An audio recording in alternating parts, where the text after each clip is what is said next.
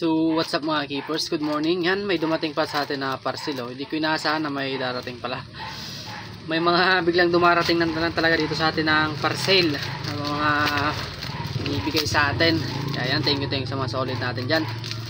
Ano kaya ito?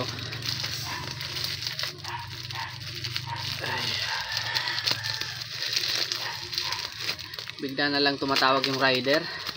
May parcel na daw ako. Yan o. Natin to.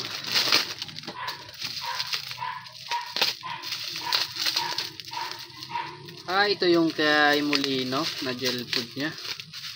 Yan o, kay Molino. Molito pala. Yan o. Ito yung binila natin nung una ng Red and Trico. Yan. Binigyan tayo ng Aqua Booster Gel Foods. Yan o. Yung mga gusto dyan umorder, PM nyo lang si Sir. Yan o. Itatag ko na lang siya or lalagay ko sa comment section yung kanyang FB para mabilis nyo siya makontak mga bossing. Then yan. Benefits, color enhancer, boost immunity, improves growth and energy. Yan naman. Yan yung mga benefits sa molis nya. Madali lang to kapag yan o, may mga ito na siya. Procedure or how to prepare. Yan.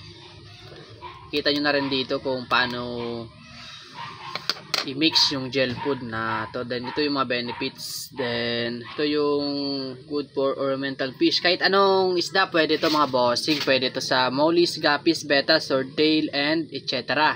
Yan o. Mga gusto dyan mag-order mga bossing, PM nyo lang si Sir Molito. Yan o. Lalagay ko na lang yung FB niya dyan sa comment section or dyan sa taas. Kaya isang bagsak muna.